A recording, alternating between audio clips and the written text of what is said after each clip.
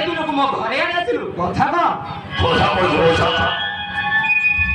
ଯେ ଆପଣ ମୋ ବାପା ବଞ୍ଚୁଥିଲେ ସେତେବେଳେ ଆପଣ କିଛି କଥା ଜାଣିନଥିଲେ। ମତେ ଲାଗୁଛି ସେ କଥାଟା ଆପଣଙ୍କୁ ମନେ ଥାଇପାରେ। ମାନେ ଓ କଥା କହୁଛ ମାନେ ଆପଣ ଦି ଜଣ ସମୁଦି ହବା ପାଇଁ କଥା ଦିଆନିଆ ହେଇଥିଲେ ନା କଣ? ମନେ ପଡ଼ିଲା ମୁଁ ଏମିତି ଗୋଟିଏ ପିଲା ଖୋଜୁଥିଲି ସେ ମୋ ଝିଅ ନଗ୍ନକୁ ବାହାରି ମୋ ଘରେ ଘର ଜ୍ୱାଇଁ ରହିପାରିବ। ମୋ ଝିଅ ଏଇ କଥା ଆମର ଝିଅକୁ ବାହା ପରେ ସବୁଦିନ ପାଇଁ ମୁଁ ଏ ଘରେ ରହିବି କହିବା ପରେ ମୁଁ ଭାଇ ଆପଣଙ୍କ ହେଲେ ତମେ ମୋ କଥାରେ ଲାଗେ? ଆଜ୍ଞା ଆମ ବବୁଲ ବାବୁ ହଉଛି ବହୁତ ଶାନ୍ତ ଶିଷ୍ଟ। କହିବାକୁ ଗଲେ 24 କ୍ୟାରେଟ କାଣ୍ଟି ସୁନା ଏମିତି ଜ୍ୱାଇଁ ଦୁନିଆ ସାରା ଖୋଜିଲେ ବି ପାଇପାରିବନି। ଠିକ ଅଛି ତମେ ଯଦି ମୋ ଘର ଜ୍ୱାଇଁ ରହିବାକୁ ଚାହଁ ତାହେଲେ ଏଇ ପ୍ରସ୍ତାବରେ ମୁଁ ରାଜି।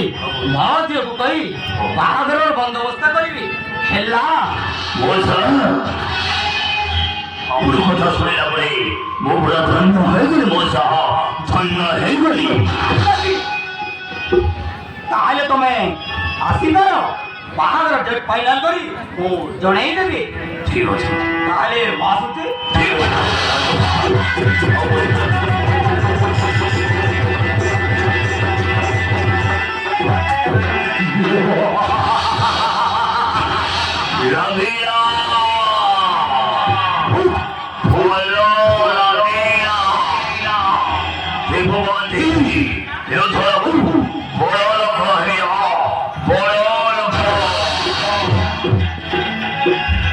ଆଜ୍ଞା ମତେ ଲାଗୁଛି ଭିଲେଇ ମୁଣ୍ଡରେ ଶିକା ଚିଣ୍ଡିଲା।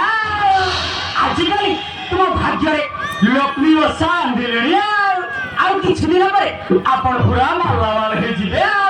ଆଜ୍ଞା ସେ ଝିଅଟା ତୁମକୁ ବାହା ହବାକୁ ରାଜି ହବ ତ?